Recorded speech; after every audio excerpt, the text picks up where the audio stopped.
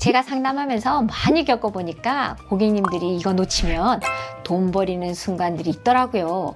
그래서 오늘은 계약 전에 알면 진짜 정말 좋은 상담하면서 많이 놓치는 꿀팁 알려드릴게요. 계약 전이라면 꼭 끝까지 보셔야 돼요. 인테리어 상담 가면은 뭐부터 물어봐야 돼요? 대리님은 옷 사러 가면 뭐 보세요? 브랜드요. 브랜드, 그리고요. 저는 가격표. 가격표. 네. 맞아요. 가격표도 보고 이 옷의 재질이 뭔지도 보죠. 인테리어를 상담받으러 가시면 견적서를 봐야죠. 그리고 견적서 안에 어떤 내용이 들어가 있고 어떤 자재가 들어가는지도 꼭 보셔야 됩니다. 예를 들어 창호예요. 우리 집에서 어떻게 보면 가장 중요하고 큰 비중을 차지하는 게 창호입니다. 근데 이제 저희 고객님들 실측을 가보면 굉장히 자랑하세요. 우리 집은 LG 창호로 바꿨는데 뭐 이러세요.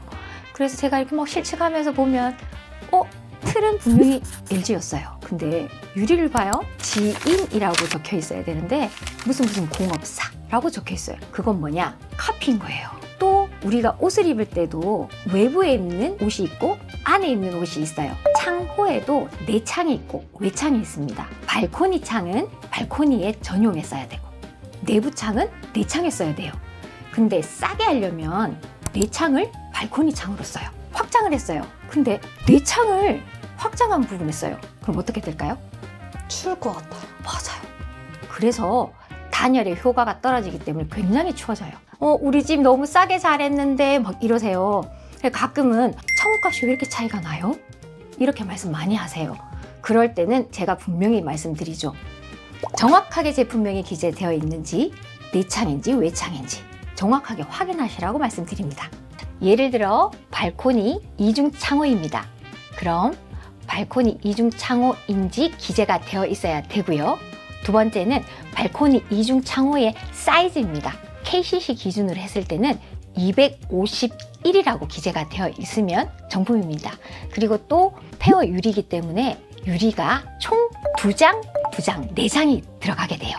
그렇게 되면 투명 유리, 그리고 투명 유리, 그린 유리라던가 투명 유리, 그리고 미스트 유리, 투명 유리 이렇게 4장이 들어가는데 그 중에 저희는 로이 업그레이드가 되어 있느냐 없느냐에 따라서 고급이냐 아니냐가 또 차이가 나는 거예요. 그리고 26페어냐 28페어냐 그 유리 사이의 간격을 표현하는 거예요.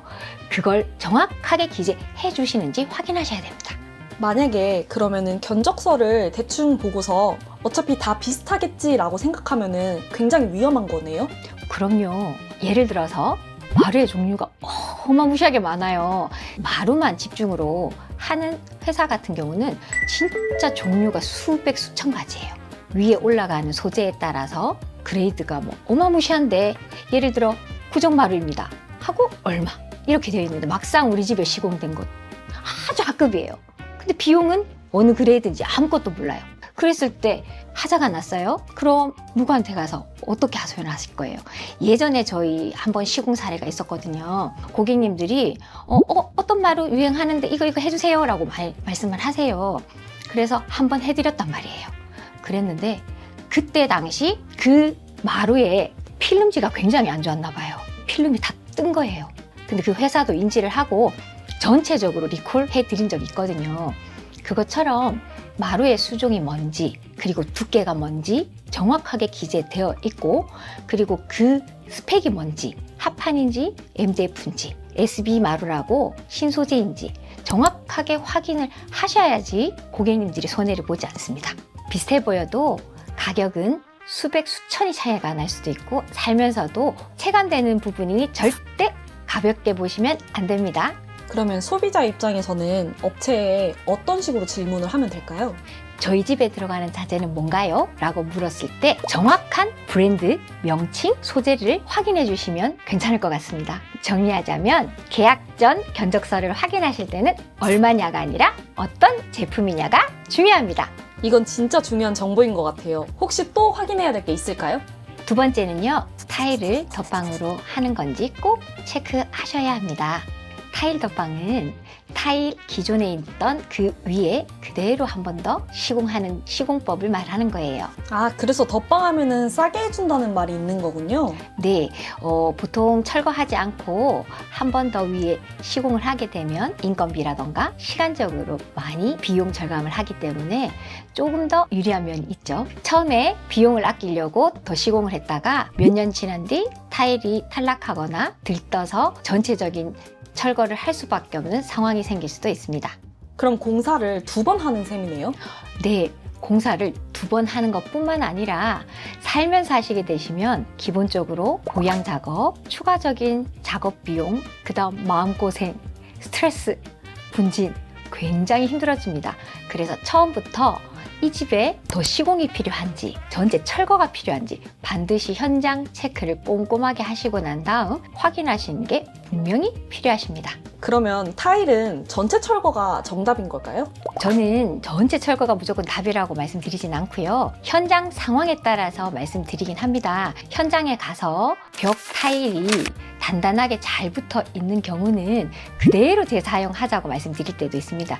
그러나 바닥 타일은 유가 문제나 구배, 배수 이런 부분들을 확인하고 철거를 요청드릴 때도 있습니다. 그래서 꼭 반드시 현장을 확인하시는 게 좋을 것 같습니다. 그럼 소비자 입장에서는 우리 집이 덧방 시공을 할 수 있는 건지 아니면 전체 철거를 해야 하는지 어떻게 아나요? 저의 한 가지 팁은 문을 보세요. 욕실의 문을 열었을 때 문 틀보다 타일이 더 튀어나왔어. 그리고 마감재가 있어요. 철제로 된 코너 비드라는 게 있어요. 그럼 이 집 더 시공했구나 라고 생각하시면 좋을 것 같아요. 그래서 이왕이면 더 시공이 된 곳은 한번 철거를 하면 좋지 않을까 하는 게 제 생각입니다. 그런데 타일이 너무 멀쩡해요. 그럼 뭐 굳이 철거를 안 하셔도 된다고 생각합니다. 그리고 바닥에 물을 한번 뿌려보세요. 물이 잘 흘러가는지. 만약에 물 흐름이 잘 내려가지 않으면 바닥은 무조건 한번 다시 철거하시는 게 좋을 것 같아요. 그리고 슬리퍼 단차라는 게 있습니다. 문을 열었을 때 슬리퍼가 걸려요. 그랬을 때 우리 집에 원래 바닥의 깊이가 낮아서 그럴 수도 있고 아니면 온도를 깔아서 낮을 수도 있고 더 시공을 해서 낮을 수도 있습니다. 문을 열었을 때 잘 안 열린다 하면 더 시공을 했을 확률도 많이 있다고 봅니다. 오늘 얘기만 들어도 계약 전에 확인해야 할 게 생각보다 많네요. 네, 오늘 제가 드린 말씀 2가지 꼭 기억하셔서 인테리어 비용 불필요하게 사는 거 꼭 막으시길 바랍니다. 다음 편에서는 구조를 바꾸는 공사나 업체 선택에서 어떻게 해야 돈을 덜 쓰고 후회도 덜 하는지 이어서 말씀드릴게요. 다음 편까지 보시면 견적 볼 때 기준이 완전히 달라지실 겁니다. 오늘 내용 도움이 되셨다면 좋아요 한번 눌러주시고 구독해주시면 다음 편에서도 이어지는 꿀팁도 놓치지 않고 보실 수 있습니다.